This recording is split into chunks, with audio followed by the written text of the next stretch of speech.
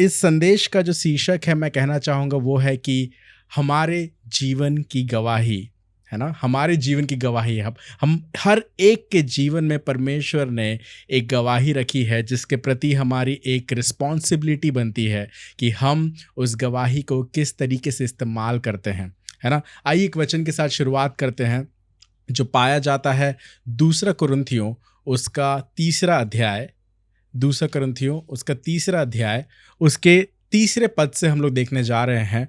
और मैंने उस वचन को यहाँ मैसेज में भी डाल दिया है। अगर आपके पास बाइबल हो, आप खोलते हैं तो बहुत अच्छी बात है, और अगर नहीं भी हो, अगर आप मोबाइल से इस्तेमाल कर रहे हैं तो यहाँ आपको स्क्रीन छोड़ने की ज़रूरत नहीं पड़ेगी। दूसरा कुरिन्थियों उसको तीसरा अध्याय उसका तीसरा पद जो है वो कुछ ऐसा कहता है कि यह प्रगट है कि तुम मसीह की पत्री हो, जिसको हमने सेवकों के समान लिखा, और जो स्याही की नहीं है परंतु जीवते परमेश्वर की आत्मा से है, पत्थर की पट्टियों पर नहीं परंतु तुम्हारे हृदय की मांस रूपी पट्टियों पर लिखा हुआ है। ये वचन हमें साफ साफ इस बारे में बताता है कि कैसे परमेश्वर ने जो काम हमारे जीवन में किया है, जिस पराक्रम के काम को, जिस उद्धार के काम को, या पवित्र आत्मा जो हमारे अंदर जिस नवीनीकरण के काम को कर रहा है, वो हमारे हृदयों में लिखा हुआ है, छपा हुआ है। यह हमसे अलग नहीं हो सकता। यह हमारे लिए समझना बहुत आसान है, क्योंकि हम जब भी कहीं इस संसार में चलते हैं तो किसी ना किसी तरीके से हम दूसरों को प्रभावित करते हैं। अब वो जो प्रभाव है, जो हम अंग्रेजी में कहते हैं इन्फ्लुएंस, जो है, ज़रूरी नहीं है कि वो प्रभाव हमेशा पॉजिटिव तरीके से हो सकता है कि वो प्रभाव नेगेटिव तरीके से भी हो सकता है, क्योंकि लोग हमारे जीवन को देख रहे हैं, लोग हमारे जीवन को पढ़ रहे हैं, लोग हमारे हर एक मूव को नोटिस कर रहे हैं, हर एक प्रतिक्रिया को देख रहे हैं, और वो उससे कुछ ना कुछ संदेश अपने जीवन के लिए हमें पढ़ते हुए पा सकते हैं। लेकिन हमारे लिए सबसे सौभाग्य की बात यह है कि परमेश्वर यीशु मसीह ने उसकी जीवित पत्रियों को हमारे इस मांस रूपी पट्टियों पे लिखा हुआ है। इसलिए जब लोग हमको देखते हैं, जब हम विश्वासी बन जाते हैं, जब हमारे हृदय में ये पत्रियां, ये जो शब्द हैं, परमेश्वर का वचन जब लिखा जाता है, तो हमारी एक रिस्पॉन्सिबिलिटी बन जाती है, हमारा एक दायित्व बन जाता है, हमारी एक ड्यूटी बन जाती है कि परमेश्वर के इस संदेश के हम वो दूत बन जाते हैं, हम कैरियर्स बन जाते हैं परमेश्वर के उस वचन के लिए। और प्रभु हमारे माध्यम से दुनिया में और लोगों को अपनी बातें पहुंचाना चाहता है। इसलिए परमेश्वर ने हमारे जीवन में एक गवाही दी है। हो सकता है कि आपको लगता है कि मेरी गवाही तो बहुत छोटी सी है, या मेरी गवाही में उतना दम नहीं है। मैंने तो और बड़े बड़े लोगों की गवाहियां सुनी है। मैंने देखा है कि कैसे लोग कैंसर से पीड़ित थे, वो लोग चंगे हो गए। वो जब जाके स्टेज में, या जब भी उनको गवाही देने का मौका मिलता है, तब वो उन बातों को कहते हैं, तब बहुत सारे लोग प्रभावित होते हैं। परमेश्वर को उससे कितनी बड़ी महिमा होती है। मेरे पास तो एक बहुत छोटी सी गवाही है, मेरे पास तो कुछ भी नहीं है परमेश्वर के सामने देने को। लेकिन मैं आपको बताना चाहता हूं कि ये एक शैतान की रणनीति है कि वो चाहता है कि आप चुप होकर बैठ जाएं। वो चाहता है कि आप कभी भी अपने मुंह के उन फलों को, अपने होठों के उन फलों से परमेश्वर की स्तुति ना करें। आप रुक जाएं, आप ठहर जाएं, एक हिंड्रेंस आ जाए, एक स्पीड ब्रेकर आ जाए आपके लाइफ में, कि कभी भी आप हो सकता है कि आप सोचेंगे कि आप उतने कॉन्फिडेंट नहीं है, आपके अंदर उतना हियाव नहीं है, उतना विश्वास नहीं है। लेकिन परमेश्वर इस जगह पे आपके परफॉर्मेंस को, या हमारे परफॉर्मेंस को नहीं देख रहा है। वो ये नहीं देख रहा कि हम कितनी अच्छी शैली के साथ उस संदेश को पहुंचा पाते हैं। लेकिन हमारे लिए एक दायित्व बनता है कि जिस अनुभव से हम होकर गुजरे हैं, जिन बातों से परमेश्वर हमको निकाला है, जो गवाहियां परमेश्वर ने हमारे अंदर तैयार की है, उसको हम उपयोग करें। क्योंकि हमारे लिए बहुत बड़ा ये हिस्सा बन जाता है कि जो बातें हमारे साथ होके गुजरी हैं, जो बातें जहाँ पे परमेश्वर ने अपने आप को हमारे जीवन में साबित किया है, हो सकता है कि किसी और के जीवन में भी परमेश्वर उसी परिस्थिति में उसके जीवन में अपने आप को प्रदर्शित करना चाहता हो। और यही हो सकता है कि उस परिस्थिति में और कोई भी नहीं हो, लेकिन सिर्फ आप ही वो व्यक्ति हो जिसके कारण आप उन लोगों तक उस सुसमाचार को पहुंचा सकते हो। मैं एक कहानी सुन रहा था और ये बहुत ही अच्छा उदाहरण है इस बात को समझने के लिए कि ऐसा हुआ कि हमें पता है कि बीमारियों के बढ़ने के कारण बहुत सारे अलग-अलग बीमारियाँ बच्चों के जीवन में जब वो छोटे उम्र से होते हैं, जब वो पैदा होते हैं, उसी समय से उनके जीवन में एक बीमारी हो जाती है। उसमें से एक बीमारी का नाम मैं भूल रहा हूँ, अगर किसी को याद आता है तो मेरी मदद कीजिए, जिसमें सारे बच्चे जो हैं उनके चेहरे थोड़े से एक जैसे दिखने लग जाते हैं। वो थोड़े से कमज़ोर हो जाते हैं और बड़े उम्र तक भी उनका दिमाग जो है बच्चों जैसा रहता है। क्या किसी को पता है वो बीमारी को क्या कहते हैं? मैं डिस्लेक्सिक सोच रहा हूँ, लेकिन वो डिस्लेक्सिक नहीं है, मैं बिल्कुल जान रहा हूँ उस बात को। एक ऐसी बीमारी जिसमें सारे बच्चे जो है एक समान दिखने लग जाते हैं, उनका दिमाग जो है वो बड़ा नहीं हो पाता है, वो मैच्योर नहीं हो पाता है। अगर आप में से किसी को पता है तो आप मेरी मदद कर सकते हैं उस बीमारी को पहचानने के लिए।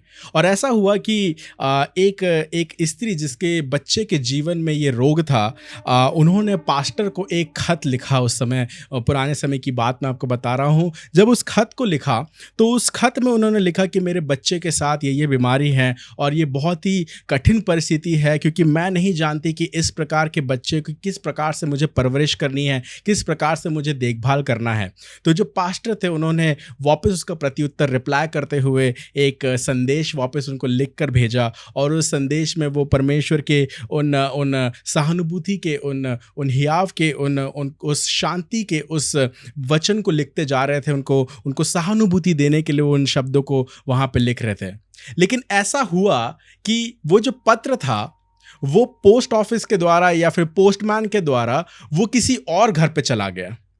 जब वो किसी और घर पे चला और जो महिला उस घर पे रहती थी, उन्होंने अपने दरवाजे खोला, जब वहाँ पत्र लिखा हुआ था तो उनको नहीं समझ में आया कि ये पत्र उनका है या किसी और के लिए है। तो उन्होंने बिना उसके नाम को देखे, बिना उसके पते को देखे हुए उस चिट्ठी को खोला और उसमें पढ़ा, और उसमें इस बारे में उन्होंने पढ़ा कि पासवान ने एक ऐसी स्त्री को वापस उस पत्र को लिख के भेजा, एक रिप्लाई करके भेजा, एक प्रत्युत्तर भेजा है, जो इस प्रकार के एक समस्या से होके गुजर रही है।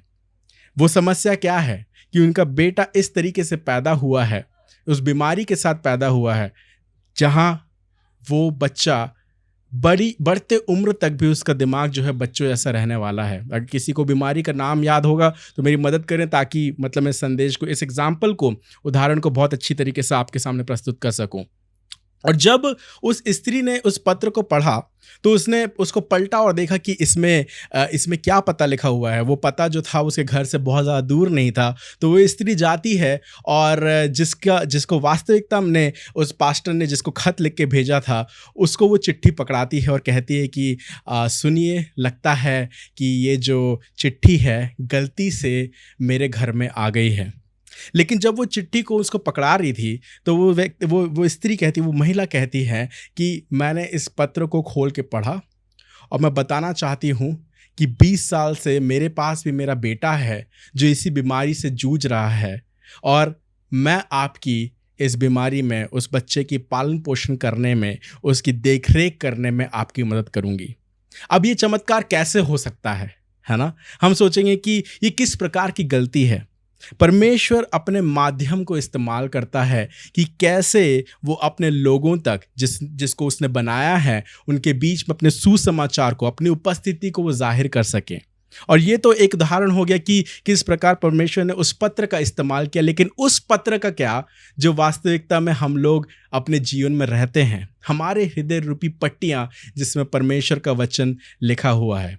आइए क्यों ना एक और वचन को देखें जो कि पाया जाता है पहला यूहन्ना की पत्री।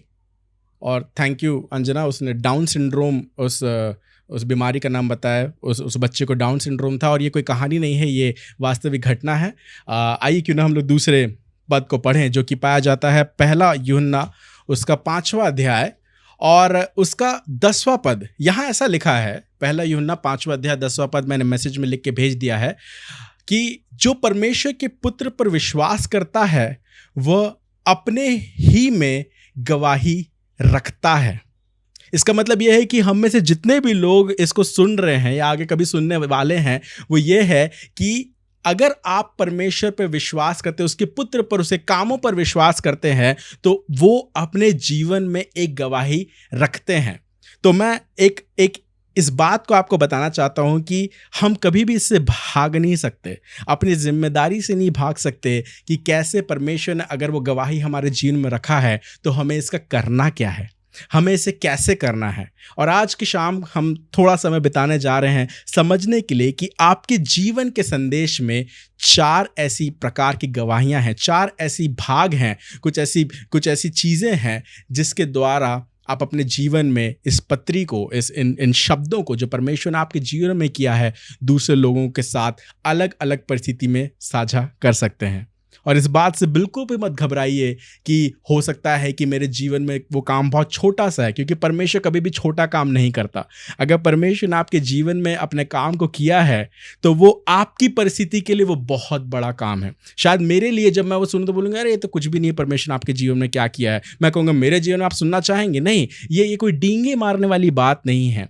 जब आपको सबसे ज़्यादा ज़रूरत थी परमेश्वर की, परमेश्वर ने आपके जीवन में उस समय काम किया और वो आपके जीवन की एक गवाही बन गई थी। और ये ज़रूरी है हमारे लिए कि हम उस गवाही को अपने अंदर बस दबा के नहीं रखे रहें, लेकिन उसको साझा करें, लोगों के साथ बाँटें, ताकि परमेश्वर को उससे महिमा हो सके, ताकि लोग देख सकें कि परमेश्वर ने कितने महान काम हमारे जीवन में किए हैं, और फिर जाके वो परमेश्वर के नाम को बढ़ाई दे सके। तो मैंने जैसे बताया कि आपके जीवन के संदेश के 4 भाग हैं, है ना?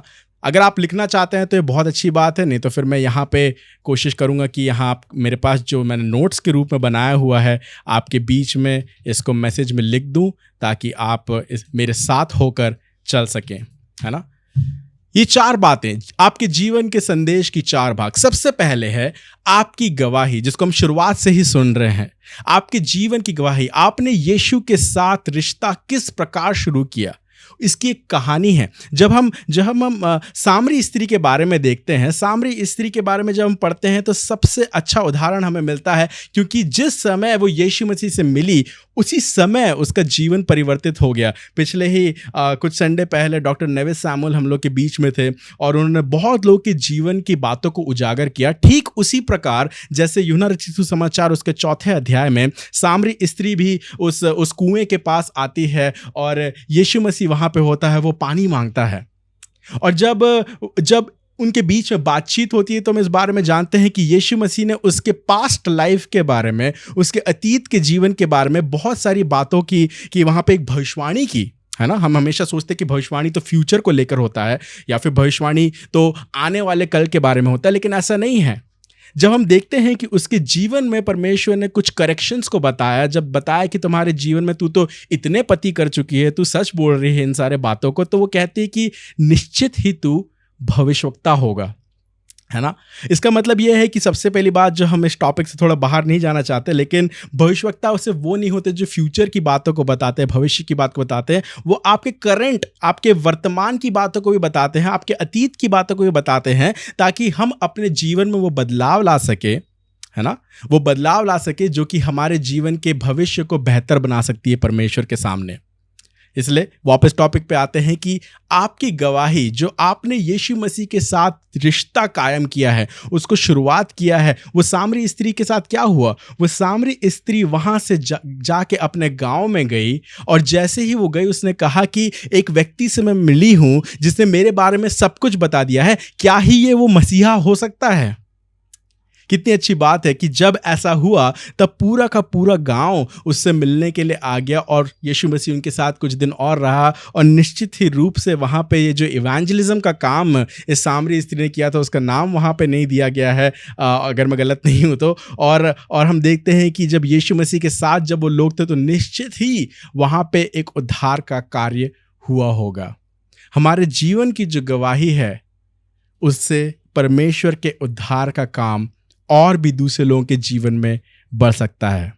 जब दूसरी बात हम देखते हैं कि आपके जीवन के संदेश के जो 4 भाग है, उसमें जो दूसरा भाग है वो ये है कि आपके जीवन में क्या सबक है, क्या लेसन है जो आपने सीखा है, परमेश्वर के द्वारा सिखाया गया वो कौन सा महत्वपूर्ण सबक है, जिसके बारे में हम थोड़ा सा बात करने जा रहे हैं।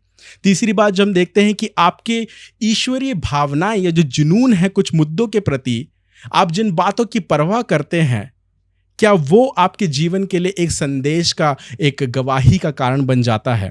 और चौथा जो कि बहुत ही सामान्य है हमें समझने के लिए, वो ये है कि हमें सिर्फ अपने जीवन की गवाही या अपने जीवन के सबक या हमारी भावनाओं के बारे में नहीं बताना है, लेकिन हमें सुसमाचार, जो उस छुटकारे का समाचार है, वो उद्धार का संदेश है, वो मुक्ति की बातें हैं, उसको भी लोगों तक बताना है।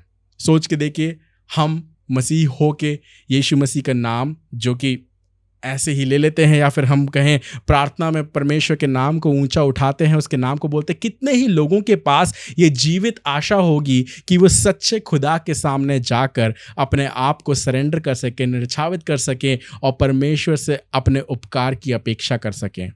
हमारा भरोसा उस प्रभु के प्रभु में है और ये भरोसा और लोगों को अपने जीवन में चाहिए।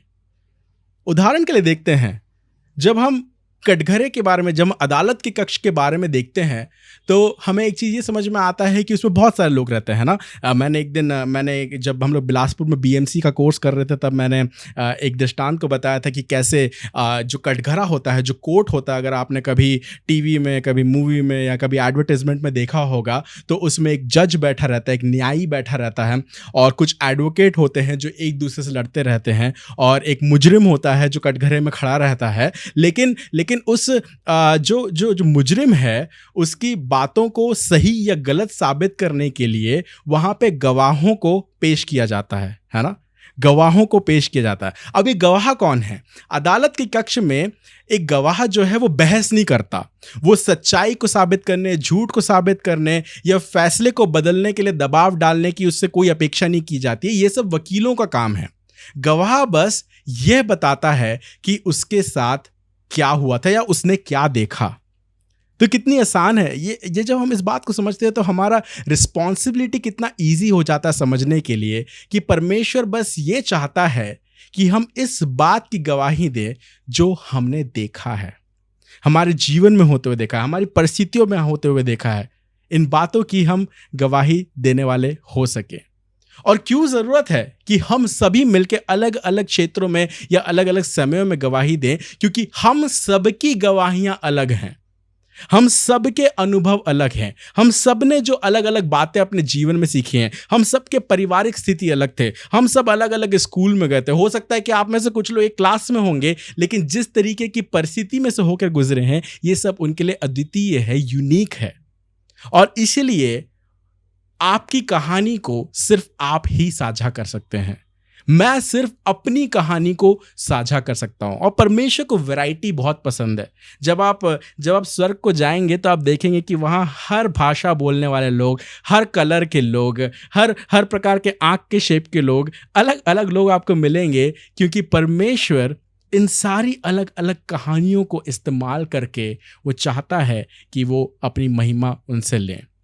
अब जो पासवान होते हैं, अब मैं आपको एक आसान शब्दों में समझाने का प्रयास कर रहा हूँ कि पासवान एक तरीके से ये सेल्समैन जैसे हैं हम लोग, है ना। हम जो लीडर्स हैं, ये उस प्रोडक्ट के बारे में बहुत अच्छी तरीके से जानते हैं ना। वो प्रोडक्ट क्या है? वो हमारा बाइबल है। हम इस बाइबल के बारे में बहुत अच्छी तरीके से जानते हैं। इसे अंदर बाहर हमने पढ़ के रखा है, कवर टू कवर पढ़ के रखा है। इसकी गहरी बातों को हम आपको सिखा सकते हैं और अलग अलग चीज़ों के बारे में आपको ज्ञान, बुद्धि, समझ इसके बारे में दे सकते हैं। लेकिन होता क्या है, सब लोग जो है ना उस सेल्समैन से या फिर इस प्रकार के ऐसे जो बड़े व्यक्ति होते हैं उनके साथ नॉर्मल बातचीत करने में उनको थोड़ा सा डर लगता है ना। वो ये सोचते हैं कि अरे यार, ये धर्मशास्त्र की इतनी गहराई की बातों को ये अविश्वासी क्या ऐसी बातों पे रुचि लेंगे। या फिर वो अपने पड़ोसी के साथ जैसे मिलते हैं, जैसे पड़ोसी के घर में कभी दीदी मेरे घर में नमक थोड़ा कम हो गया है, थोड़ा सा शक्कर मिलेगा क्या? आजकल तो उतना नहीं होता है, हम अपने घर के अंदर ही रहते हैं। लेकिन लोग सामान्य रूप से एक दूसरे से तुलना, एक दूसरे से संपर्क रखना चाहते हैं, एक दूसरे के साथ वो रिश्ता बनाना चाहते हैं, है ना। घूम फिर के वो क्या चाहते हैं? अगर एक प्रोडक्ट की बात करें तो एक कस्टमर जो है वो कस्टमर सेटिस्फैक्शन ढूंढता है ना। वो चाहता है कि अरे क्या देखो, अब किसी ने तो मुझे प्रोडक्ट भेज दिया है, लेकिन ये प्रोडक्ट मुझे अच्छा लग रहा है, समझ में आ रहा है, मुझे नहीं मालूम, लेकिन क्या मैं कस्टमर केयर में फ़ोन लग के किसी से बात कर सकता हूँ जो आसानी से मुझे मेरी समस्या का समाधान दे दे? कैसे हो सकता है ये चीज़? जब हम सब अपनी गवाहियों का इस्तेमाल करना शुरू करते हैं। आइए एक पद देखते हैं जो कि बाइबल में लिखा है, पहला पत्रस उसका 3 अध्याय, पहला पतरस उसका 3 अध्याय, उसका 15 और 16 मैंने यहाँ मैसेज में भी आपके बीच में रख दिया है, ताकि हम इसको देखें कि यहाँ पे बाइबल हमें क्या सिखाता है। पहला पतरस उसका 3 अध्याय, उसका 15 और 16। पर मसीह को प्रभु जानकर अपने अपने मन में पवित्र समझो।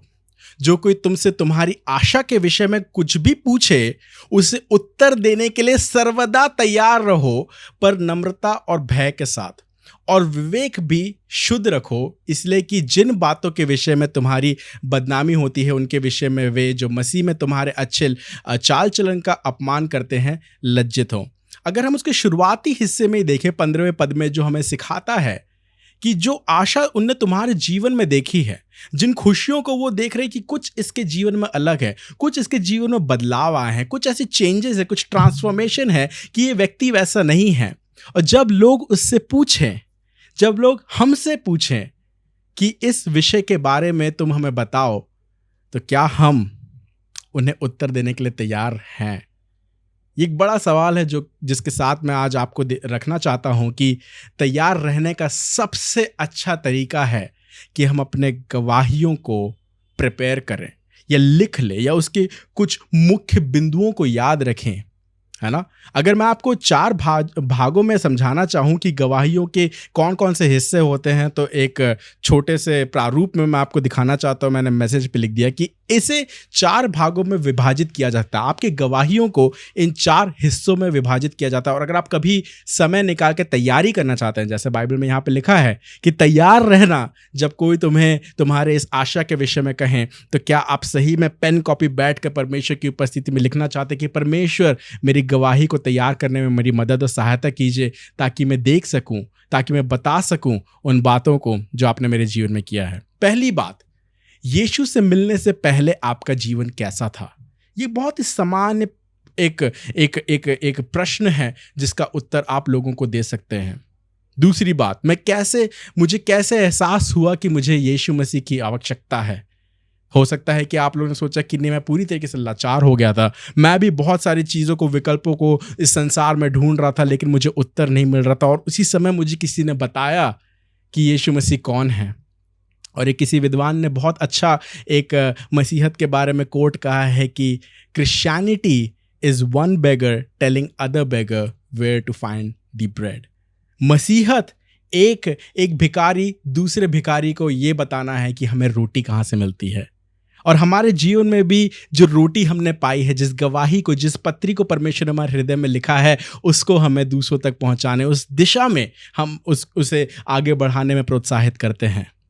तीसरा भाग जो आपकी गवाही का, जिसमें आप तैयारी कर सकते हैं, वो ये है कि मैंने अपने जीवन में यीशु मसीह को कैसे समर्पित किया, है ना। क्योंकि जब यीशु मसीह को जानते तो ऐसा नहीं होता कि वो पूरी तरीके से हमारे ऊपर कब्जा लेता है। कुछ लोग के साथ ऐसा ज़रूर होता है कि अचानक से उनको जो गलत आदतें थी उनके जीवन सड़ जाती हैं। कुछ लोग अभी भी संघर्ष कर रहे हैं यीशु मसीह को जानने के बाद। आपके जीवन में वो कहानियां होंगी कि किस प्रकार आपने परमेश्वर को अपने जीवन को समर्पित करते गए, कैसे अपने आप को आपने उस क्रूस में अपनी अभिलाषाओं को वहाँ पे लटका दिया और नए जीवन को आपने पहन लिया, ताकि आप यीशु की सी चाल को चलें।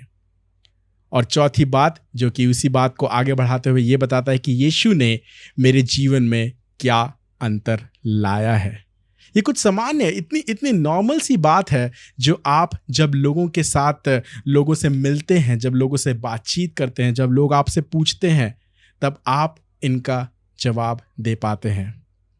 आपके पास अलग अलग अनुभव है जिसमें परमेश्वर आपकी मदद कर सकता है कि उन कहानियों को अपने उस खजाने में से, अपने हृदय की खजाने में से बाहर निकालिए और लोगों को गवाही दीजिए। क्योंकि आप सभी, मैं फिर से बताना चाहता हूँ, हम सभी अलग अलग समस्याओं से, अलग अलग परिस्थितियों से, अलग अलग संकटों की ऐसी सूची हमारे पास होगी, हमारे पास लिस्ट होगा उन चीज़ों से जहाँ परमेश्वर ने हमारा उद्धार किया है। उन सब चीज़ों में परमेश्वर चाहता है कि हम लोगों के जीवन में उस वचन को बताने वाले हो सके। जब हमने शुरुआत में देखा तो हमने गवाही के बारे में सुना। दूसरी बात जो उसमें यह थी कि हमारे जीवन के संदेश में हमेशा कुछ सबक होते हैं। हम अलग अलग परिस्थितियों से होकर गुजरे हैं। कभी कभार हमारे जीवन में फेलियर्स आए होंगे, असफलता आई होंगी। परमेश्वर ने हमें उस समय क्या सिखाया, हो सकता है कि आपके जीवन में अकाल आ गया होगा, आपके पास पैसे की कमी थी, उस समय परमेश्वर ने आपसे क्या सिखाया।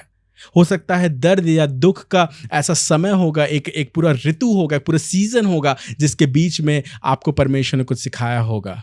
हो सकता है बीमारी के बीच में, हो सकता है कि निराशा के बीच में, हो सकता है कि अपने परिवार, चर्च, रिश्ते और अपने हर एक जीवन के पहलू में परमेश्वर ने आपको एक सबक सिखाया होगा जिसको आप कभी नहीं भूल पाते हैं। उन दृश्यों को कभी कभार कुछ लोगों के लिए तो वो चित्र उनके मन में बैठे रहता है, क्योंकि उनको याद रहता है कि परमेश्वर ने उनका निकास कैसे किया था, कैसे उन परिस्थितियों से बचाया था, कैसे उस एक्सीडेंट से बचाया था, कैसे गलत रिश्तों से बचाया था, कैसे गलत चीज़ों में मुझे पड़ने से बचाया था। उन सारे अनुभवों को आप इस्तेमाल कर सकते हैं कि परमेश्वर के लिए आप बोले। और एक और हिस्सा जो मैं आपको बीच में रखना चाहता हूँ वो ये है कि आपके जीवन के संदेश में परमेश्वर ने आपको कुछ जुनून दिए होंगे जिसके बारे में परमेश्वर चाहता है कि आप मध्यस्थता करें। देखिए, हर कोई इस दुनिया में, मैं इस बात को सिखाता हूँ, शेप आकार कक्षा में हम लोग सीखते हैं कि हर किसी का व्यक्तित्व अलग होता है। हर कोई जब उनके साथ दुर्व्यवहार होता है, जब वो किसी बोझ में होते हैं, तो हर कोई अपने बारे में नहीं बता पाता कि उनके जीवन में क्या चल रहा है। लेकिन आप, क्योंकि शायद हो सकता है उस गरीबी की अवस्था में, या सताए हुए लोगों की अवस्था में, या जो लोग वंचित किए गए हैं, जिनके साथ दुर्व्यवहार हुआ है, या फिर हो सकता है कि सोच के देखिए, अगर आप किसी अनाथ को देखते हैं या फिर आप किसी विधवा को देखते हैं, तो आपके दिल में कुछ ऐसा आप निचोड़ने लगता है, क्योंकि परमेश्वर ने आपको उस तरीके से बनाया है कि कुछ चीज़ों के प्रति आपका दिल धड़कता है। मुझे याद है एक बार जब हम लोग मैं एक छोटे से नाश्ते करने के लिए एक जगह पे गया हुआ था, और वहाँ पे एक स्त्री आई और वो बहुत ही वृद्ध लग रही थी और वो बहुत ही अकेली थी, और वो एक चाय का कप मांगने के लिए भी हिचक रही थी कि मतलब मैं जब पूछूंगी कहीं ऐसा ना हो कि इस जगह से मुझे भगा दें, क्या ये मुझे चाय पीने देंगे भी कि नहीं देंगे। और ऐसा हुआ, फिर वो उन्होंने एक पोटरी टाइप का एक बैग था जो कपड़े से उनने से बांधा हुआ था, शायद उतना ही सामान उनके पास था, वो बहुत ही अकेली लग रही थी और मुझे बहुत तरस आया उस चीज़ को देखते हुए। और मैंने इशारा करते हुए जो मालिक बैठा हुआ था उसको बोला था कि इनसे पैसे मत लेना, क्योंकि मैं बाद में जाके उस चीज़ का पैसा दे दूंगा। और ये मेरे जीवन में एक बार नहीं हुआ, ये मेरे जीवन में ये जो हृदय का ये जो धड़कना है, ये जो आपका हृदय टूटता है, या फिर इन चीज़ों के प्रति आपको जोश या उमंग आ जाता है, जुनून आ जाता है, आपके जीवन में भी बहुत बार ऐसा होता होगा। क्या करते हैं हम उस सुसमाचार को बांटने के लिए? क्या करते हैं हम परमेश्वर के उस प्रकाश को लोगों के जीवन में लाने के लिए? परमेश्वर हमारे जीवन के हर एक क्षेत्र, हर एक मूव को नोटिस कर रहा है, हमारे हर एक आज्ञाकारिता के उस कदम को देख रहा है, हमारे हर एक प्रतिक्रिया को देख रहा है कि कैसे हम संसार में उस ज्योति का प्रभाव डाल पा रहे हैं। और चौथी और आखिरी बात, जो कि हमारे लिए बिल्कुल भी अनजान नहीं है, कि आपके जीवन में परमेश्वर ने एक सुसमाचार को शामिल किया है, और हमारे लिए ज़रूरी है कि इस सुसमाचार को हम और लोगों तक पहुंचाएं। जब आप बीएमसी में होंगे, जब आप बीएमसी लेवल 2 में जाएंगे, हम लोग pre evangelism, post evangelism, discipleship, कितनी सारी बातों की सूची हम लोग ने तैयार की हुई है, और हम नहीं चाहते कि एक ही क्लास में हम लोग सब कुछ सीख लें। लेकिन एक वचन को हम निकालेंगे, 2 कुरिन्थियों उसका 5वां अध्याय और उसका 19 पद मैं आपके बीच में रखना चाहूँगा। 2 कुरिन्थियों उसका 5वां अध्याय उसका 19 पद ऐसा कहता है कि अर्थात परमेश्वर ने मसीह में होकर अपने साथ संसार का मेल मिलाप कर लिया और उनके अपराधों का दोष उन पर नहीं लगाया, और उसने हमें इस मेल मिलाप का वचन सौंपा है। परमेश्वर चाहता है कि ये जो वचन उसने हमारे जीवन में दिया हुआ है, इसको हम दूसरे लोगों के जीवन में भी आशा के लिए एक ज्योति जलाने वाले हो सके। एक और आखिरी वचन जो मैं आपके बीच में रखना चाहता हूं वो है 2 पतरस उसका 3 अध्याय उसका 9वां पद मैंने मैसेज में यहाँ पे लिख दिया है कि प्रभु अपनी प्रतिज्ञा के विषय में देर नहीं करता। कितने लोग अपने घर में दुआ करते हैं, कलीसिया में दुआ करते हैं कि यीशु मसीह का आना निकट है, तू जल्दी आ जा और हमारे लिए उस अनंतकालीन उद्धार के लिए हमें उन बातों के लिए हमें रिहा कर दे और हमें लेने आ जा। लेकिन यहाँ देखिए 2 पतरस 3 उसका 9 क्या कहता है कि प्रभु अपनी प्रतिज्ञा के विषय में देर नहीं करता, जैसी देरी कुछ लोग समझते हैं, पर वो हमारे विषय में धीरज धरता। ही इज पेशेंट एंड नहीं चाहता कि कोई भी नष्ट हो, वरन यह है कि सबको मन फिराव का अवसर मिले। तो ये अवसर सिर्फ इसलिए नहीं है कि हम कैसे और कब गवाही को शेयर करेंगे, लेकिन ये अवसर उनके लिए भी, वो अनुग्रह हर रोज उनके लिए, वो दया हर रोज उनके लिए भी नई सी होती है, ताकि उनको भी एक अवसर मिल सके कि वो अपने मन को फिरा सकें। एक बहुत ही अच्छा उदाहरण जो मैं आज सुबह पढ़ रहा था कि मान लीजिए एक बिल्डिंग है जिसमें आग लगी है और उस बिल्डिंग में आपका घर हो, और माता पिता को पता चलता है कि उस बिल्डिंग में जिसमें आग लगी है आपका बेटा या आपकी बेटी उस बिल्डिंग के अंदर फंस गई है। तो क्या वो माँ बाप उस आग से बचाने के लिए अपनी परवाह ना करते हुए उस बिल्डिंग के अंदर नहीं कूद जाएंगे कि उस बच्चे को बचा लें? इसी प्रकार यदि हमारे आसपास भी कुछ ऐसे लोग हैं जिनके पास वो सुसमाचार नहीं है और कहीं ना कहीं उस आग के अंदर वो लोग भी फंसे हुए हैं, हम बीएमसी में इस बात को कहते हैं कि ये एक लाइफ ब्रिज है, एक जीवन का पुल है, जो आग से उनको ज्योति की ओर, अंधियारे से उनको ज्योति की ओर लेकर जाता है। हमें परमेश्वर से प्रार्थना करने की ज़रूरत है कि जिस प्रकार वो प्रेम, इस बात को जिससे मैं कायल हुआ आज सुबह कि अगर अपने बच्चे से मैं उतना प्रेम करता हूँ, तो क्या खोए हुए लोगों के प्रति भी परमेश्वर हमारे हृदय में उस दर्द को, उस बोझ को दे सकता है।